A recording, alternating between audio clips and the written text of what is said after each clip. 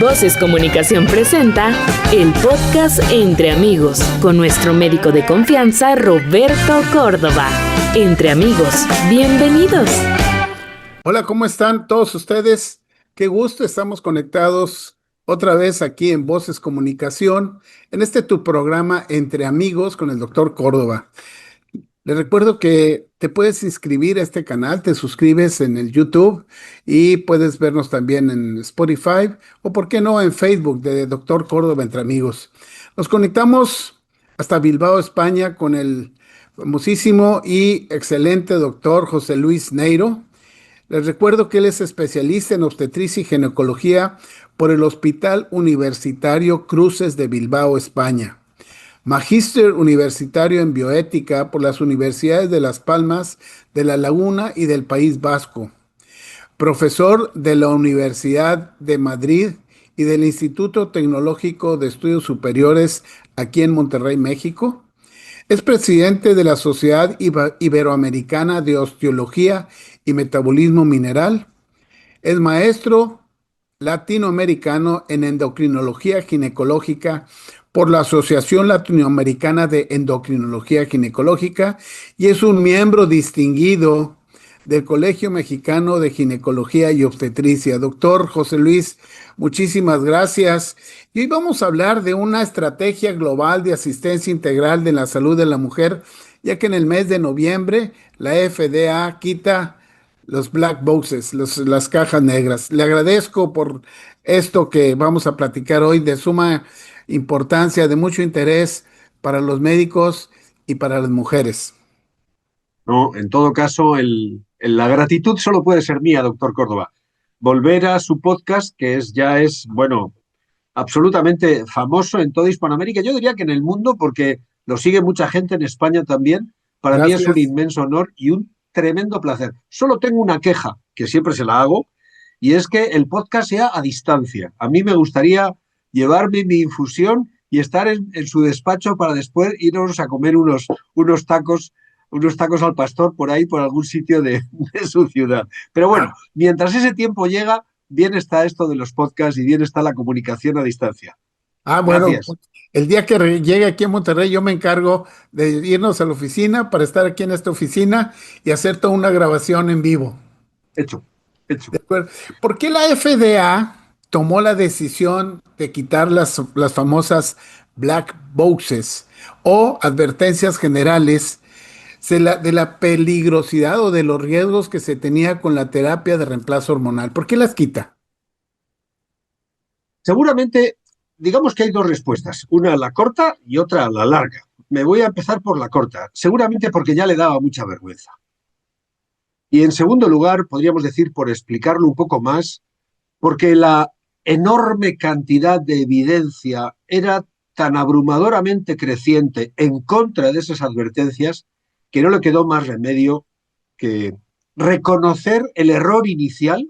En mi caso, esto es una opinión personal, reconocer el error inicial que cometieron hace 23 años y volver atrás. Las advertencias en forma de black boxes, como usted dice, esas cajas negras que enmarcan determinadas frases en los prospectos de todos los medicamentos, de toda forma de terapia hormonal, digamos, angustiaban mucho a los pacientes y no era infrecuente una de tres, que la paciente leyera y dijera, el médico se ha equivocado, esto no me lo puedo tomar. En segundo lugar, ese médico no me conoce bien, me ha dado una cosa que las autoridades sanitarias están diciendo que es peligrosa. O tercera, menos mal, que la señora volviera a la consulta, pero ya con la desconfianza de decir, doctor Córdoba, doctor Neiro, esto que me ha recetado usted la semana pasada o hace 2 semanas, fíjese lo que dice aquí, ¿se lo ha leído usted? Porque esto ya el daño está hecho. No hay forma de recuperar la confianza cuando la paciente ha perdido la confianza en ti. Por tanto, la razón por la que se desdicen de lo que habían dicho es básicamente que la evidencia científica era abrumadoramente creciente en contra de esas advertencias y finalmente tuvieron que reconocer que no era cierto lo que decían. Sí, porque el mensaje cuando dieron al principio decía, la terapia hormonal produce cáncer. Son 20 años de seguimiento hasta la fecha, que es cuando se quita este enunciado de que produce estos problemas? Claro, porque fíjese que de una parte, en aquel momento, ni siquiera se había demostrado que la terapia hormonal inducía ningún cáncer. Quiero decirlo con toda la autoridad moral que me da la seguridad de poder contarlo tal cual. Hasta el momento actual no hay ningún ensayo clínico prospectivo bien diseñado a lo largo del tiempo, con suficiente número de pacientes, que haya demostrado que ni una sola terapia hormonal incrementa el riesgo de cáncer de mama. ¿De dónde venía toda la bronca? Si me deja que me extienda un par de minutos, yo creo que hay que Adelante. volver al inicio de la película. Y el inicio de la película es un ensayo clínico extraordinariamente grande, el más grande que se ha hecho en toda la historia de la medicina alrededor de hormonas y mujer, que es el ensayo del Women's Health Initiative. Un ensayo que se llamó Iniciativa de Salud para las Mujeres, lo que comúnmente nosotros le decimos el WHI y ustedes le llaman el WHI, me parece que le dicen en México. Bueno, pues el WHI tenía dos brazos. De una parte estaban las señoras que tenían útero, que no les habían sometido una histerectomía, y de otra parte estaban las señoras a las que les habían sometido una histerectomía, que en Estados Unidos es muy frecuente. Es una intervención incluso más frecuente que la amigdalectomía. Entonces, a estas mujeres, con 63 años y pico, 63,6 años de media, a las que tenían útero, les dieron una terapia hormonal, la que había en aquel momento en Estados Unidos, con estrógenos conjugados y con acetato de medroxiprogesterona. A estas otras mujeres, a las que no tenían útero, les dieron, lógicamente, solo estrógenos y no un gestágeno, porque no había necesidad de proteger el útero que no tenían. El asunto es que por protocolo, como no sabían qué iba a suceder, lo que ellos pretendían demostrar era que se reducía el riesgo cardiovascular. Ese era el objetivo final. Reducción del riesgo cardiovascular. Y dijeron, bueno, si entre tanto se produce un solo caso de cáncer de mama más en el brazo terapéutico de cualquiera de los dos lados, detendremos el estudio de inmediato. En cuanto tengamos un caso más de los esperables epidemiológicamente, porque claro, como el estudio iba a durar 3 o 4 o 5 años, durante ese tiempo las mujeres podían tener de todo. Algunas iban a tener cáncer de mama, claro que sí. Bueno, pues si desde los esperables epidemiológicamente se producía un solo caso de cáncer de mama más, deteníamos el estudio, en cualquiera de los dos brazos. ¿Qué sucedió? Que en este brazo, en el de las mujeres con útero, el estudio se tuvo que parar a los 4,2 años, porque apareció un caso de cáncer de mama más en el grupo de tratamiento respecto del grupo de placebo. En el otro lado, el estudio se paró a los 7,5 años. No diría el doble, pero casi el doble de tiempo, 7,5 años, porque apareció un caso más de cáncer de mama, pero no en el grupo de estrógeno, sino en el grupo de placebo.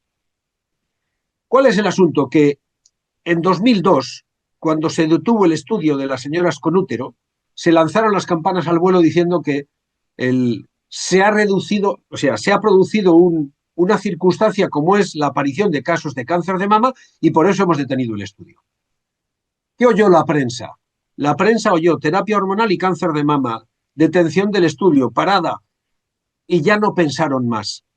Y por mucho que se les explicó a la prensa, por cierto, antes que a los científicos, porque la rueda de prensa fue anterior que la publicación del estudio, el periodista se quedó con las cosas gordas. Terapia hormonal, cáncer de mama, mujeres, y los titulares eran: la terapia hormonal produce cáncer de mama.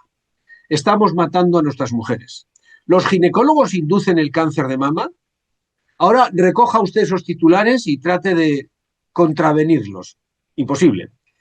3 años y pico más tarde, con 7,5 años, el mismo ensayo, pero de las mujeres sin útero, seguía a tiempo, seguía adelante.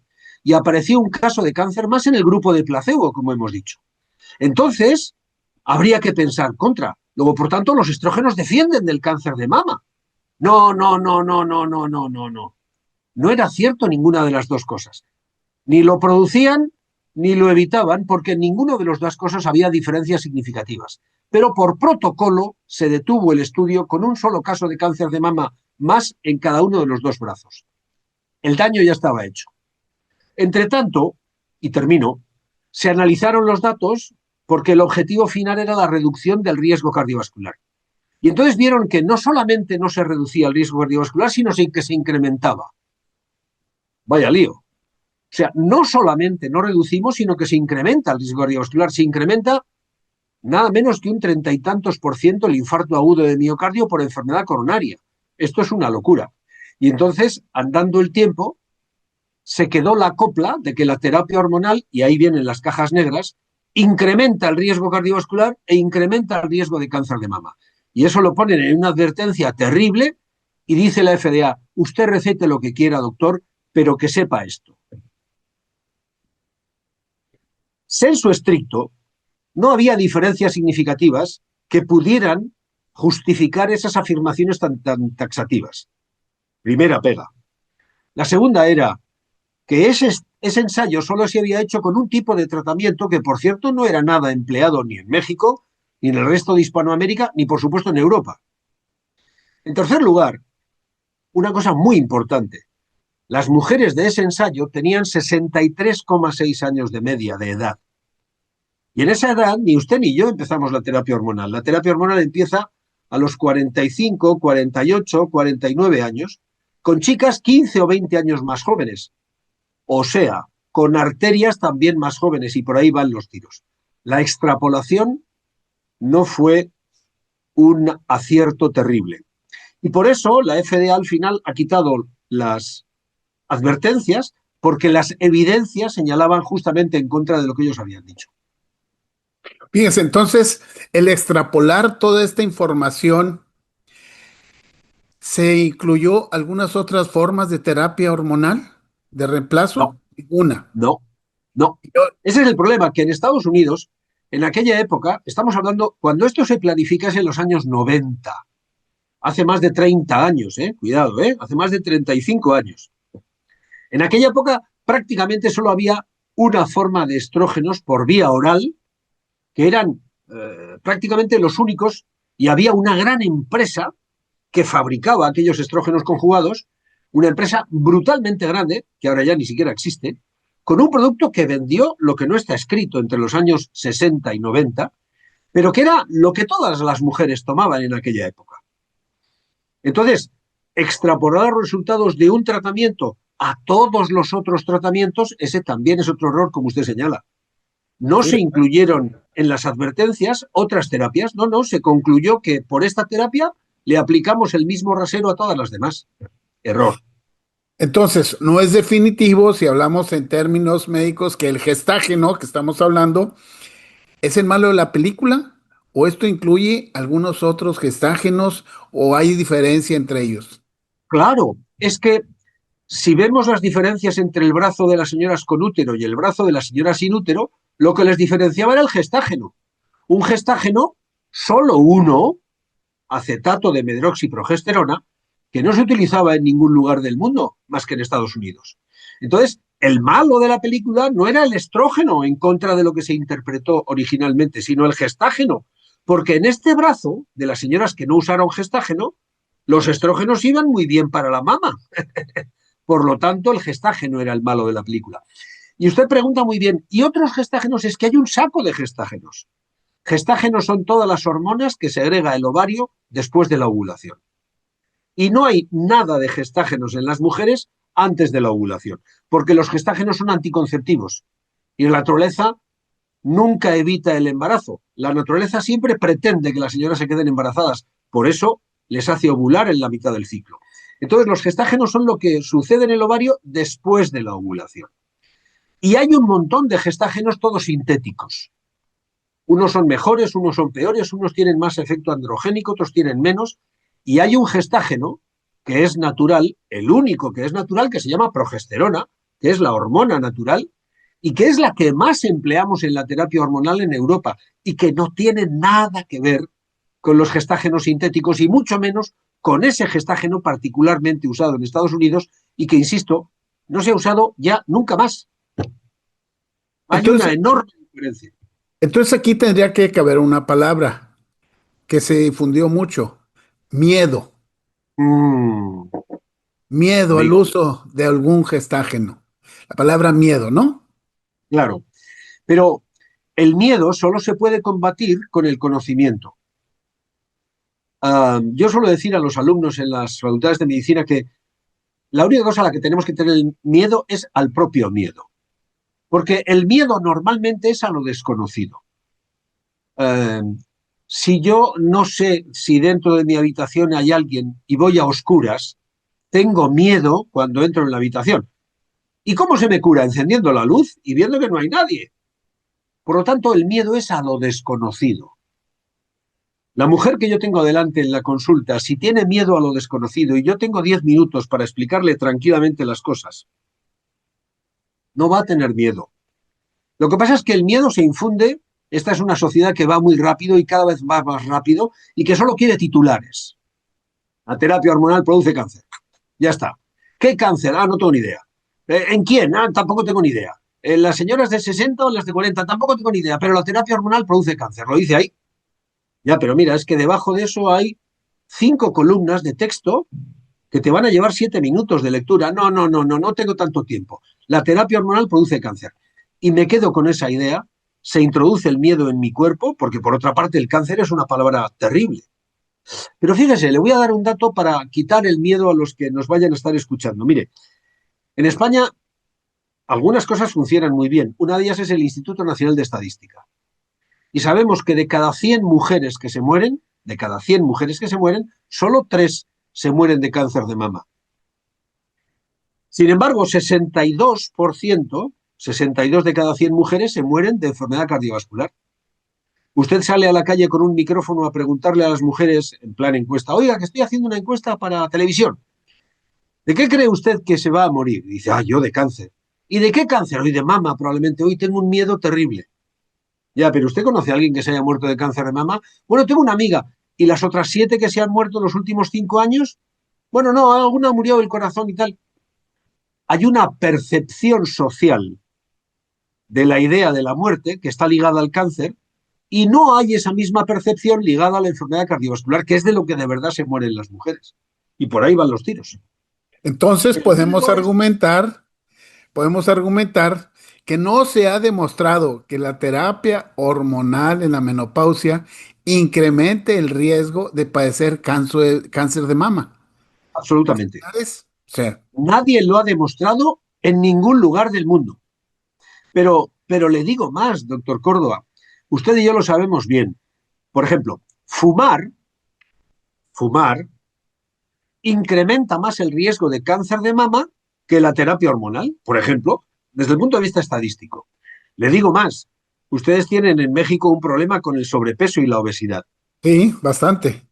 El sobrepeso y la obesidad es más importante en cuanto a incremento del riesgo de cáncer de mama que la propia terapia hormonal. Y sin embargo, las señoras no tienen ningún problema con su peso, pero como uno les diga que yo creo que esto que tú tienes, querida, necesita terapia hormonal, por eso el miedo es a lo desconocido. Si uno se sienta a esperar tranquilamente a que la paciente me escuche 10 minutos de charla para contarle los datos de verdad, el miedo se cura. Entonces, hablando de esta obesidad que tenemos aquí, respecto al riesgo cardiovascular, ¿hay estudios ulteriores o que se hayan hecho algunas investigaciones para traer y seguir todo esto que se habló en el estudio WHO para un razonamiento y saber en qué quedamos con el riesgo cardiovascular? Claro. Para empezar, a mí se me ocurren dos datos importantes para responder a esa pregunta. El primero me lleva a la Universidad de Harvard. La doctora Francine Grotstein era la epidemióloga de Harvard. Digo era porque no estoy seguro de si sigue siéndolo. Y en aquella época, cuando salieron los resultados del WHI, del WHI, lo que hizo fue, como ella era la responsable de los datos estadísticos de un estudio muy grande, completamente diferente, que era el estudio de las enfermeras americanas, lo que hizo fue reanalizar los datos a todo correr. ¿Cuál es el asunto? Este era un estudio de cohortes. Así como el estudio WHI era un estudio prospectivo en el que a las mujeres les habían dado o una cosa o placebo en doble ciego, es un estudio prospectivo, un ensayo clínico. El estudio de cohortes consistía en que una enfermera tomara o no tomara terapia hormonal, era incluida en un seguimiento y se le seguía durante 5, 10, 15 o 20 años. Todo el tiempo simplemente se le seguía, se apuntaba a las enfermedades, se apuntaba a su presión arterial, se apuntaba de qué se moría, qué enfermedades tenía. Entonces Francine Grotstein, reanalizando el estudio de las enfermeras, se dio cuenta que aquellas que habían iniciado la terapia hormonal más allá de los 60 años o más allá de 10 años después de ocurrida su menopausia, tenían los mismos resultados que no eran buenos para el riesgo cardiovascular. Sin embargo, aquellas mujeres, aquellas enfermeras que habían iniciado su terapia hormonal hasta los 59 años o antes de que hubieran pasado 10 años después de ocurrida su menopausia, no solo no tenían incremento del riesgo cardiovascular, sino que tenían reducción. Y es más, daba igual que las mujeres, las enfermeras, tuvieran útero o no tuvieran útero. Por lo tanto, la conclusión era que el problema no es el tipo de terapia, sino la señora a la que se lo doy. Porque si las enfermeras tienen menos de 60 años, hasta 59, o inician la terapia antes de 10 años después de la menopausia, no hay incremento del riesgo cardiovascular, sino disminución. Y entonces esto le llamó mucho la atención a Francine Grotstein, porque cuando las enfermeras habían iniciado la terapia más allá de los 60 o más allá de 10 años después de ocurrida su menopausia, tenían los mismos resultados que en el White, incremento del riesgo. Eso le rompió la cabeza a la gente. Y hubo un grupo de autores ciertamente americanos, hay que reconocérselo, entre los que estaba mi amigo, su amigo también, Víctor Henderson, el neurólogo, que lo que hicieron fue un estudio de las carótidas. La arteria más gorda que tenemos cerca de la piel, así accesible fácilmente y tal, aparte de las arterias del fondo del ojo, ¿verdad? Una arteria a la que le podemos hacer incluso ecografía es la arteria carótida, que pasa por aquí, por el lado del cuello. Y entonces ellos vieron, lo que hacían era un estudio de seguimiento a 5 años, haciendo ecografía carotídea cada 6 meses. Solo que el médico que hacía la ecografía carotídea no tenía ni la menor idea de a quién se la estaba haciendo. A él le enviaban una señora y no le decían más. Le decían, oye, mídeme el espesor de la pared de la arteria con ecografía y mídemela cada 6 meses. Vale. Yo no sé si la señora está tomando placebo o está tomando terapia hormonal. Esto es muy importante. No sé si la señora tiene tantos años o tantos otros. Eso es todavía más importante. Y no sé cuándo ha tenido la menopausia, si antes o más tarde. Lo que vieron ellos es que aquellas mujeres que habían tenido la menopausia hacía más de 6 años, cuando iniciaron la terapia hormonal, tenían los mismos resultados que el White. No había, en la placa de la carótida, había un leve incremento de la placa de ateroma, y eso incrementaba el riesgo cardiovascular. Pero, sin embargo, si las mujeres habían iniciado la terapia hormonal antes de que pasaran 6 años después de ocurrida su menopausia, la placa de ateroma no engordaba. La placa de ateroma, o sea, la íntima de la arteria carótida, se mantenía delgada. Y esto les abrió la luz.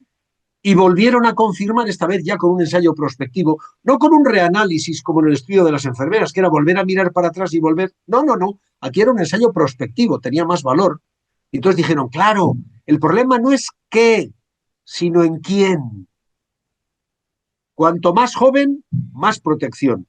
Cuanto mayor, menos protección. Este es el quid de la cuestión. Entonces, con esto que está mencionando, para hacerlo más claro, se reconocerá que habiendo grandes ventajas de la terapia de reemplazo hormonal, sería iniciar antes de los 60 años.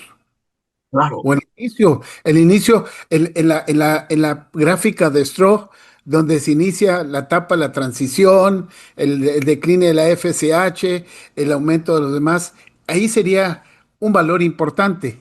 Claro.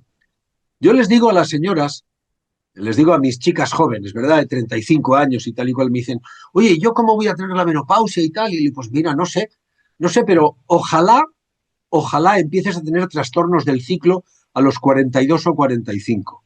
Oye, vete a la porra, joder, me estás deseando un mal y tal. No. Estoy deseando que tengas un pequeño trastorno, pequeños trastornos, los suficientes como para que te hagan venir al ginecólogo, para que te hagan tener un poco de anemia, para que tengas unas reglas demasiado abundantes, para que no duermas bien, porque todo eso es consecuencia de las fluctuaciones de los estrógenos, de que tengas desajustados los ciclos, y eso sucede entre los 42 y los 45. En esos años, tus arterias estarán jóvenes.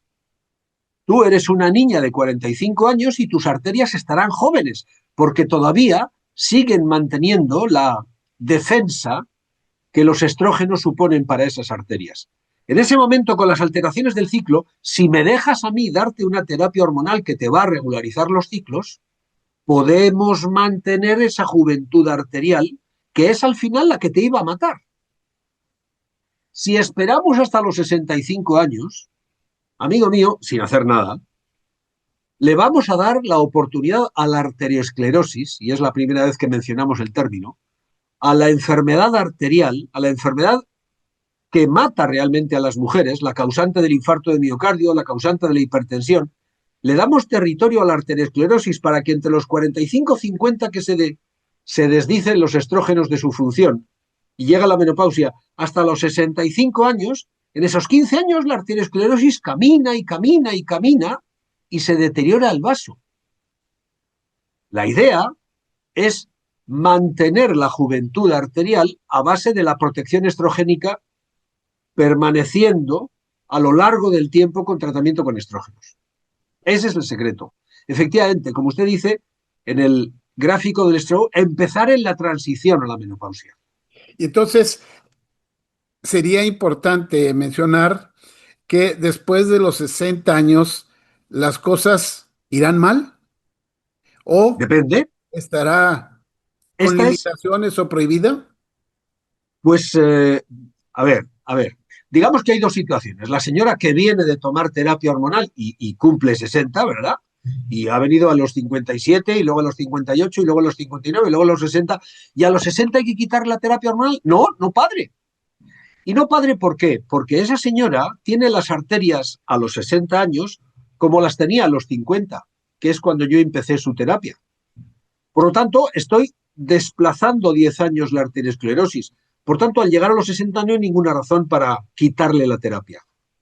La segunda posibilidad es la señora que viene a los 60 por primera vez y que tiene sofocos y resequedad vaginal y está hecha unos zorros, y entonces yo le digo, no le puedo dar terapia hormonal porque ya tiene 60. Pues tampoco. Me explicaré. Usted, doctor Córdoba, es de Monterrey, y usted y yo sabemos que uno de las mejores universidades de toda la República está en Monterrey. Usted la ha nombrado al principio, es el Tecnológico de Monterrey. Y ahí rivaliza con la UNAM en ver cuál es la primera, ¿no? Si la UNAM o el Tecnológico. No voy a entrar en la pelea, pues yo soy del Tecnológico y ya sabe lo que le voy a... Entonces, en el TecSalud de Monterrey le dimos vuelta a esta idea que usted muy bien ha señalado sobre lo de los 60 años, y nos rondaba la cabeza la duda. Luego, por tanto, administrar terapia hormonal más allá de los 60 será perjudicial.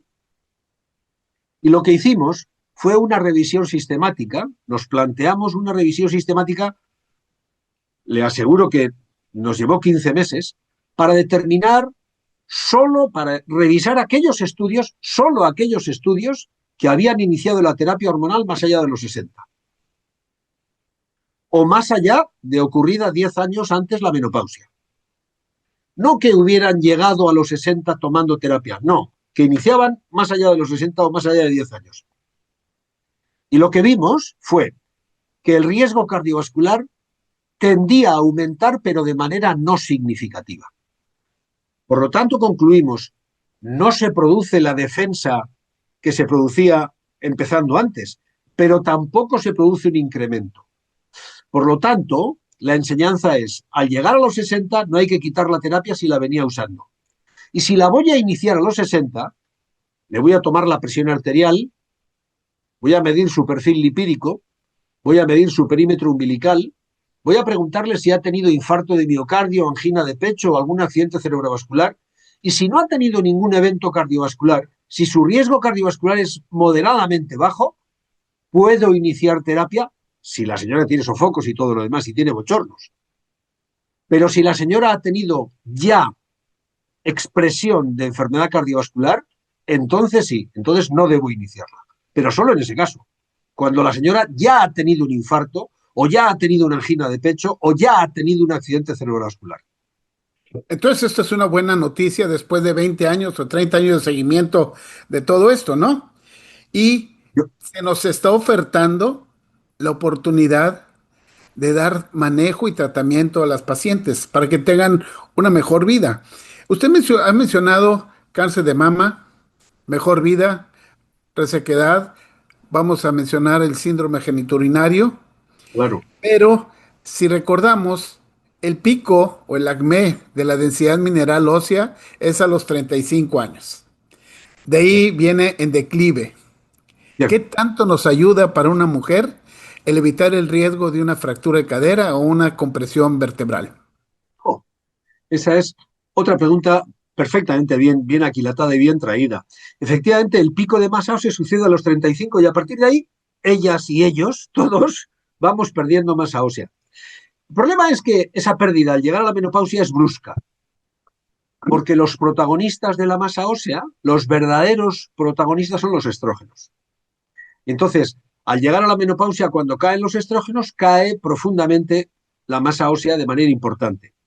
Pues fíjese, volvemos al principio de la conversación, cuando usted me preguntaba por el WHI. En el Y ya se había demostrado, en aquel momento ya se había demostrado, incluso en pacientes que no tenían osteoporosis, que la terapia hormonal protegía, reducía el riesgo de fractura de cadera, reducía el riesgo de fractura vertebral y reducía el riesgo de cualquier fractura osteoporótica mayor. Si eso lo podemos hacer con señoras de 65 años casi, ¿cómo no lo vamos a hacer con las chicas de 45? Usted y yo empezamos la terapia hormonal a los 43, 45, 48, 50. Esas chicas todavía no han tenido un grave deterioro de la masa ósea. Entonces, los estrógenos que yo les administro desde fuera, aunque sean poquitos, mantienen la masa ósea y reducen el riesgo de fractura osteoporótica. ¿Cuál sería la guinda del pastel? Si usted me deja, yo le doy dos guindas del pastel, la guinda y la vela. La guinda, la vela, no, ¿cómo le llaman ustedes? La linterna, eso que se Sí, la enciende. vela. La Es vela, una vela, sí. la vela. Pues la guinda del pastel sería la vitamina D. A la terapia hormonal añádale usted vitamina D para que el hueso esté bien protegido. Y ya como la vela del pastel, póngale un poco de calcio a la ecuación. Que la señora tome leche, a poder ser semidesnatada para que no engorde, que tome yogures, que tome legumbres, que tome verduras de hoja verde, que tome naranjas, eso tiene mucho calcio. Entonces, con esas tres cosas, la terapia hormonal, la vitamina D y el calcio, va usted a tener éxito seguro con la osteoporosis y la reducción del riesgo de fracturas a todos los niveles. Muy bien. Y yo sé que usted ha tenido ciertas pláticas con oncología. Y en las pacientes que han tenido lesiones de mama, donde salen receptores positivos, estrogénicos, progestacionales, ¿cuál es la oportunidad que tenemos con ellas? Oh, estamos entrando ya en terrenos movedizos, ¿eh? En arenas movedizas, porque esto lo estarán escuchando oncólogos y como son muy amigos de usted, a usted le perdonarán, pero estarán con la espada puesta para ver si le clavo al doctor Neiro. Vamos a ver. Oh, ¿cómo crees? Seguro. Vamos a intentarlo. Vamos a hablar de dos esferas. Primero, el síndrome genitourinario de la menopausia. La resequedad vaginal, los picores, la quemazón, las infecciones urinarias, la dificultad para las relaciones sexuales. Todo eso en la mujer con cáncer de mama hormonodependiente puede dársele tratamiento hormonal por vía vaginal sin ninguna pega. Sin ninguna pega. Es más, no hay black box, no hay advertencia, no hay nada. Hasta la Sociedad Americana de Oncología admite el tratamiento hormonal para el mantenimiento de la salud vaginal en las mujeres con cáncer de mama. Vamos a apurar un poco más. Supongamos que la señora tiene bochornos como consecuencia de los tratamientos antihormonales para el cáncer de mama. Ahí yo le diría, mire, doctor Córdoba, de momento tenemos contraindicación formal para darle terapia hormonal por vía oral o por vía sistémica. ¿De acuerdo? Pero tenemos ahora un tratamiento absolutamente maravilloso, que es un tratamiento no hormonal, que combate los sofocos entrando directamente al lugar donde se fabrican los sofocos. Son inhibidores de la neuroquinina 3. Es un poco difícil de contar, pero hay unas neuronas en el hipotálamo, las neuronas Kindle, que son las responsables de producir un neurotransmisor, que es la neuroquinina 3, que activa el mecanismo en función del cual aumenta la temperatura bruscamente. Son las responsables en última instancia de los sofocos. Eso está mantenido por los estrógenos. Cuando yo retiro los estrógenos o le doy antiestrógenos a la mujer con cáncer de mama, se disparan los sofocos, se disparan, y eso altera mucho la calidad de vida. Bueno, pues ahora tenemos inhibidores de la neuroquinina 3, ya tenemos 2 en Europa, fezolinetant y el inzanetant, ya tenemos 2. En México de momento solo hay 1, pero habrá un segundo, que son extraordinariamente útiles contra los sofocos porque actúan en la primera semana. O sea, ya en la primera semana de tratamiento ya la paciente deja de tener sofocos y deja de tener esa sudoración profunda que hacen durante la noche, que despierta a las mujeres. Entonces se combate perfectamente el síndrome vasomotor con tratamiento no hormonal. Déjeme que le dé un tercer escalón para que los oncólogos tengan motivos para meterme la picazón, la espalda. Llegará un día, y esto lo estamos grabando en marzo 2026, llegará un día en que podamos utilizar terapia hormonal a baja dosis con estrógenos naturales por vía transdérmica en las mujeres con cáncer de mama. Llegará un día y usted y yo lo veremos, porque no somos tan viejos, ya lo verá. Claro. Pero de momento vamos a dejarlo en que me fío de la contraindicación formal y tiraremos del tratamiento no hormonal. Perfecto. Entonces, oficialmente, lo que pasó el 10 de noviembre de 2025, ¿usted nos puede contar algunos detalles de la declaración de ese día? Ese día yo lo recordaré siempre porque el día 11 a las 8 de la mañana daba una conferencia en Sevilla.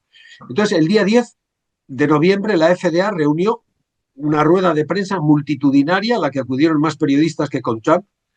Y entonces lo que vinieron a decir fue que el estudio de la evidencia científica acumulada durante estos 23 años había terminado por ofertar la posibilidad de que ya se habían quedado fuera de juego las advertencias en forma de black boxes y que ya no era real ni el incremento del riesgo de cáncer de mama, ni el incremento de la patología cardiovascular, ni el incremento de la demencia.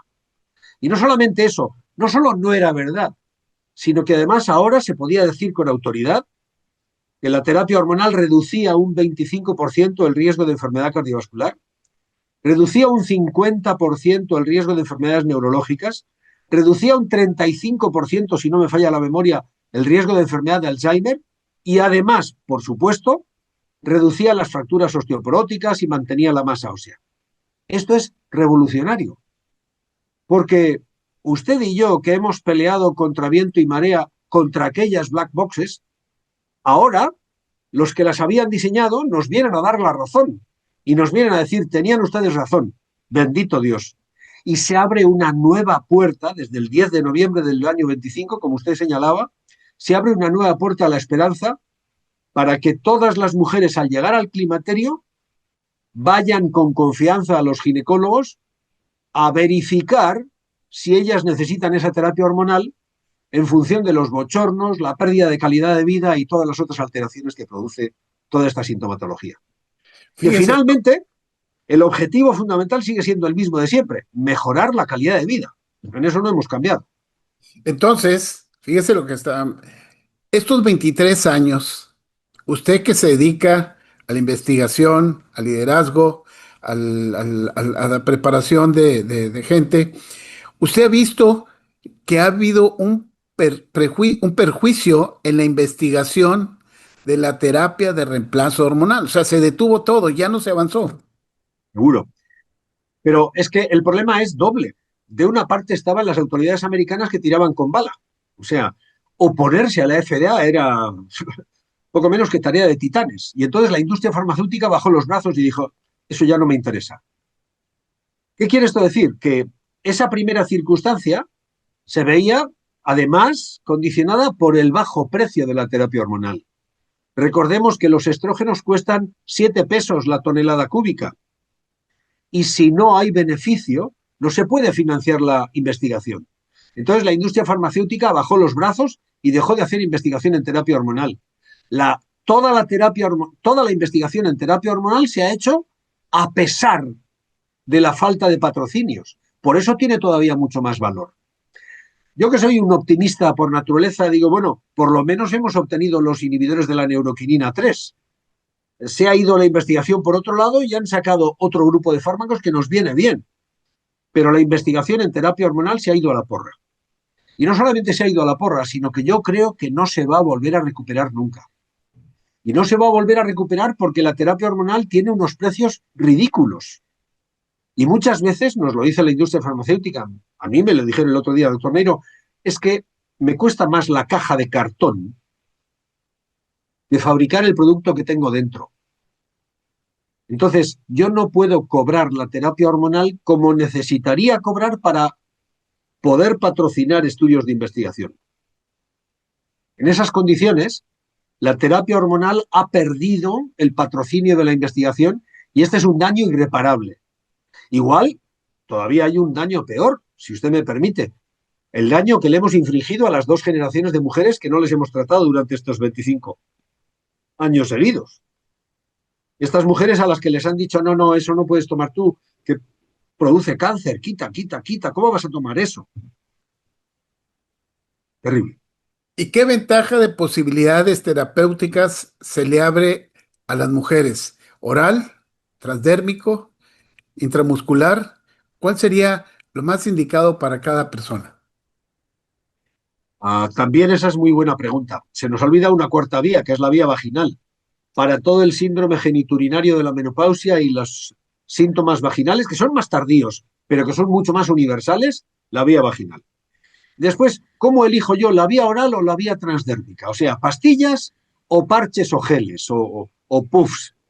Yo le diría, mire, si la paciente tiene riesgo cardiovascular porque es un poquito la presión arterial elevada, si es un poquito obesa, si tiene algún problema cardiovascular, si tiene el colesterol elevado, yo le pondría terapia transdérmica.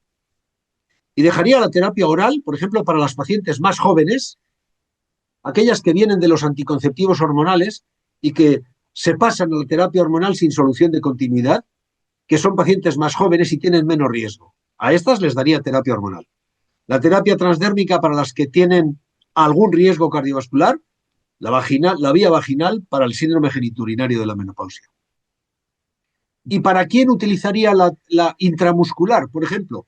Pues yo le diría, mire, para pacientes olvidadizas, para pacientes que no quieren tener que ponerse un parche porque tienen poca ropa y porque viven en un sitio donde no se pegan bien, o para pacientes que no están dispuestas a la, entre comillas, esclavitud de tomar una pastilla todas las noches, si se puede decir esclavitud, ¿verdad?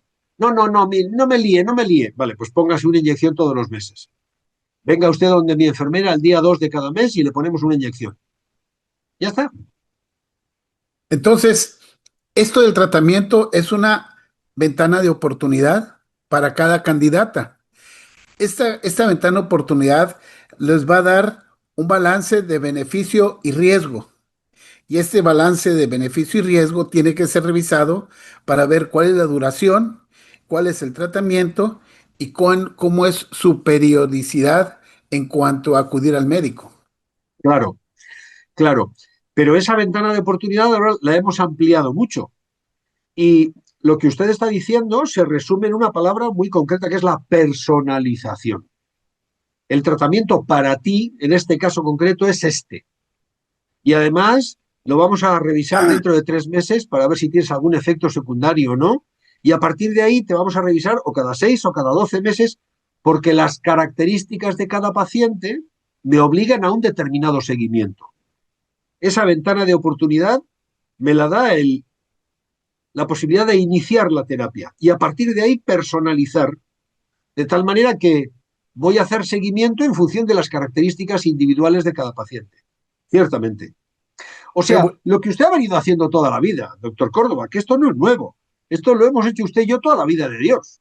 Sí, dale una oportunidad. Entonces, ¿qué cambia para el profesional de la salud, para el profesional de la salud de la mujer? ¿Qué viene cambiando todo esto? Lo primero, cambia a futuro y a pasado. A futuro, poder hablar con más tranquilidad y con más seguridad, porque ahora hasta las autoridades sanitarias respaldan nuestros argumentos. A futuro esto nos da un carácter de seriedad importante. A pasado supone que igual voy a tener que revisar lo que he dicho en el pasado. E igual voy a tener que recoger a aquellas pacientes a las que les dije que esto no es para ti. Igual las tengo que volver a revisar y retomar su historia y revisar los datos, y igual me tengo que comer aquellas conversaciones y decirle, oye, mira que las cosas han cambiado, igual estamos todavía a tiempo de empezar contigo, porque igual durante estos 23 años no he ofertado toda la terapia hormonal que debiera haber ofertado. Entonces, ¿qué cambia para el profesional? Algo que usted viene diciendo toda la vida, y a eso le dedica usted incluso su tiempo libre: la enseñanza, la divulgación, el mantenerse al día, la formación continua. Yo soy profesor del Máster Internacional de Climaterio y Menopausia de la Universidad de Madrid, y usted lo conoce bien. Sí. ¿Qué cambia para el profesional? La posibilidad de seguir formándose cada día con lo último, de lo último, de lo último, y estar perfectamente al día. Qué bien. Pues qué bien, doctor. Todo esto ha sido una cátedra que nos ha dado para nosotros, para que la gente lo escuche, los médicos estén ya enterados de todo esto y la mujer, que es el público, sepa que ya no tenemos limitaciones o contraindicaciones para darle un tratamiento que le va a beneficiar en su salud, en su vida y en su entorno, tanto social como familiar.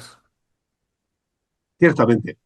Ciertamente, porque lo que le pasa a la mujer forma parte de la vida de la pareja, sea masculina o femenina, de la pareja homosexual o heterosexual, y forma parte de la familia. Cuando tenemos a la directora de familia bien, toda la familia funciona bien. Si la dirección de familia está mal, toda la familia funciona mal. Por tanto, hay un componente no solamente individual o de pareja, sino incluso social. Y eso está también en relación con el rendimiento profesional, con el rendimiento intelectual, con la perturbación de la niebla mental. Todo eso forma parte de un cortejo sintomático a lo que hemos venido llamando últimamente calidad de vida. Así es. Pues doctor, muchísimas gracias. ¿Algún mensaje que le quiera dar a la gente, a los colegas? Yo básicamente uno, que es congratularme de que desde Monterrey tengan ustedes la suerte de tener un podcast como este, y el Gracias. empeño personal del doctor Córdoba, que cede parte de su tiempo, seguramente también parte de sus ingresos económicos, solo para hacer divulgación y para ayudar a la formación continua de los profesionales. Me descubro mi Al contrario. reconocimiento profesional, mi reconocimiento personal y mi gratitud por traerme de vez en cuando a su podcast. Yo al contrario, yo enormemente agradecido por tener una persona de nivel internacional en este humilde podcast que tenemos para difundir la salud y una información de calidad de profesionales para toda la gente. Se lo agradezco Muchísimas mucho. gracias. Al contrario, y gracias a todos ustedes que nos han acompañado en este podcast para hablar de esto que es la terapia hormonal. Les recordamos que nos puedes contactar por medio de YouTube, en Spotify y en Facebook. Les agradecemos mucho el haber estado con nosotros y nos despedimos desde este Voces Comunicación. Ever Alanís en el manejo de Zoom para poderlos llevar a ustedes. Muchas gracias y que tengan un buen día. Muchas gracias a todos y gracias por el servicio técnico, que como siempre ha estado fantástico. Gracias. Entre amigos, acompáñanos en nuestro próximo capítulo y síguenos a través de nuestras redes sociales. Entre amigos, una producción de Voces Comunicación.